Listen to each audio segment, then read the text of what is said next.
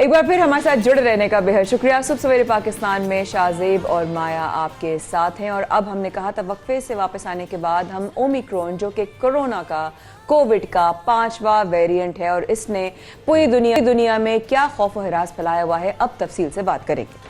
बिल्कुल, इस पर तफसील से बात कर लेते हैं क्योंकि अब सफरी पाबंदियां भी लग रही हैं और सख्त इकदाम भी उठाए जा रहे हैं। इसके साथ साथ अब पाकिस्तान भी इसमें बहुत मोहतात होकर चल रहा है। और यहाँ पर ये बात हम वाज़ेह कर दें कि पाकिस्तान ने पिछले जितने वेरिएंट्स हैं बड़ी कामयाबी से उनके साथ जंग लड़ी और हम उस जंग में कामयाब हुए। हमने यहाँ से तकरीबन वैक्सीन करके लोगों को इस वेरिएंट का खात्मा किया और अब हमारे आगे एक बहुत बड़ा इम्तिहान है। एक बार फिर से हम सबको बहुत एहतियात करनी है, वैक्सीन भी लगवानी है और जो एहतियात तदाबीर हैं उनको भी फॉलो करना बहुत ज़रूरी है। वैक्सीनेटेड अफराद को बतौर बूस्टर फाइजर लगाने जा रहे हैं और फाइजर्स लगाए जा रहे हैं ताकि जो लोग हैं वो इस खतरनाक वेरिएंट से बच सकें। तो आपको बताते चलें, इसी पर हम बात करते हैं। डॉक्टर फैसल सुल्तान हमारे साथ मौजूद हैं। डॉक्टर साहब, सबसे पहले तो ये बताइएगा कि अब तक हमारा मुल्क महफूज है इस वेरिएंट से?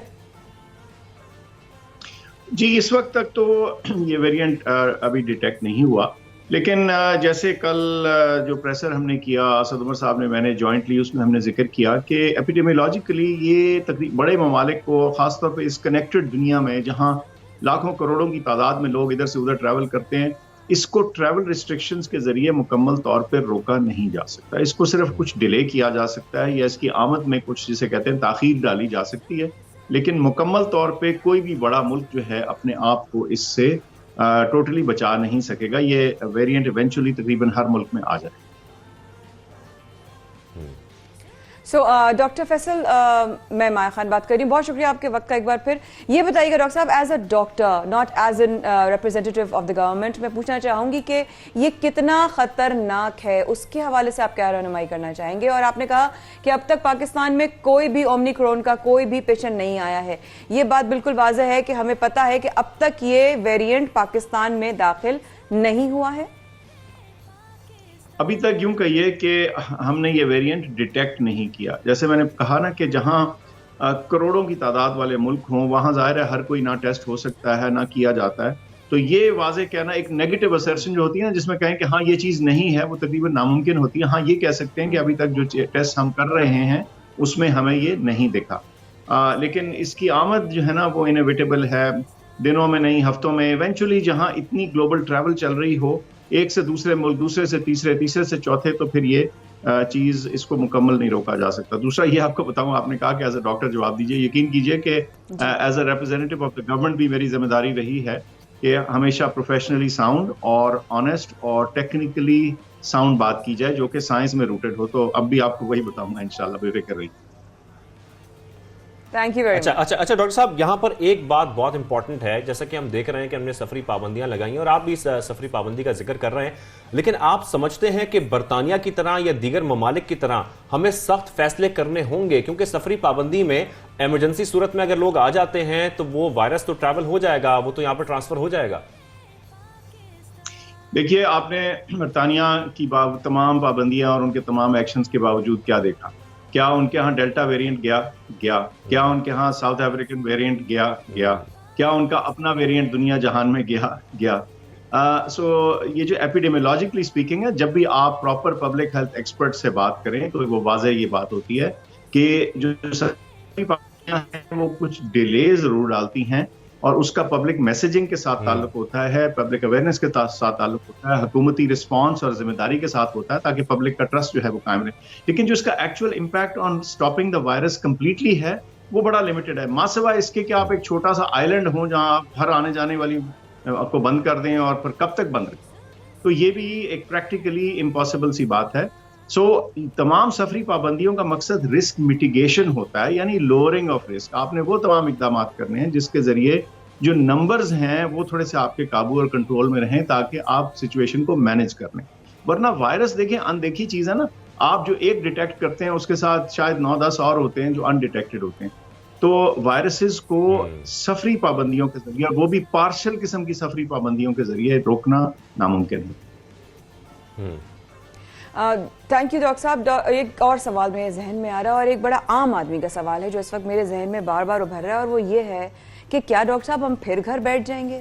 کیا ہم یہ ویکسینیشنز نہ لگوانے کی اور لگوانے کی اور سائنو ویک اور سائنو فارم اور پھر ہم فائزر کی طرف جو بڑے سندھ حکومت کی طرف فیصلہ کیا ہے، ہم کیا پھر زندگی معطل ہو جائے گی، پھر زندگی رک جائے گی؟ یہ بڑی ایک فکر مندانہ بات ہے اور عام آدمی اس سوچ کو لے کے بہت پریشان ہے۔ اچھا، دو چیزیں کلیئر کر دوں. ایک تو یہ کہ جی فیوچر تو کسی نے دیکھا نہیں، لیکن میرا خیال یہ ہے کہ ایسا نہیں ہوگا انشاءاللہ. ایک شرط ہے، وہ یہ کہ تھوڑی سی ہم احتیاط کر لیں اور ویکسین لگاتے چلے جائیں.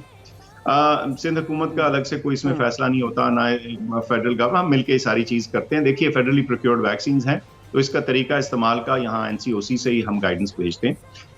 دو چیزیں صاف رکھ لیں. دیکھیے اگر 100 لوگ ہیں پاکستان میں جن میں ٹوٹل، تو اگر اس میں سے 50 کو ویکسین لگ گئی ہے تو 50 کو نہیں لگی. تو جو ترجیح ہے نا، جو پرائرٹی ہے، وہ ان لوگوں کو ویکسین لگانی ہے جن کو سرے سے نہیں، جن کو 0 ڈوز ہے. آپ دیکھیے نا، from a public health point of view, اگر آپ نے بیماری کو روکنا ہے تو سب سے پہلے تو آپ کی ترجیح وہ ہے جن کو سرے سے ویکسین نہیں لگی. لیکن ہیونگ سیڈ دیٹ، ہم یہ بھی سمجھتے ہیں کہ اضافی ویکسین کے بارے میں اب آپ بہت بات چیت ہو رہی ہے، تو آن اے والنٹیئر بیسس شاید آپ اس کے بارے میں کچھ آج اعلان سنیں. کچھ گفتگو شنید اس پہ چل رہی ہے، تو آئندہ آج یا کل تک آپ کو کچھ اس بارے میں اناؤنسمنٹ پتہ چلے گی. تو کچھ شاید ہم اس میں اس کو ایویلویٹ اور کنسیڈر کر رہے ہیں. لیکن پبلک ہیلتھ کے پرسپیکٹو سے جو سب سے اہم چیز ہے وہ یہ کہ جو ابھی آدھی پاپولیشن ان ویکسینیٹڈ ہے، آپ ان تک پہنچیں. اور وہ موبائل ٹیمز ہماری کام کر رہی ہیں، اور انشاءاللہ دسمبر کے آخر سے پہلے جو ہمارا ٹارگٹ تھا اس کو میٹ کیا جائے گا اللہ کی مدد سے. اچھا، بالکل ٹارگٹ کو میٹ کیا جائے گا. ڈاکٹر صاحب، جیسے کہ ہم اسی کو سمجھنے کی کوشش کر رہے ہیں تھوڑی سی، کہ سندھ حکومت نے ایک فیصلہ کیا ہے کہ وہ بوسٹرز لگائیں گے، فائزر کے بوسٹرز لگائیں گے.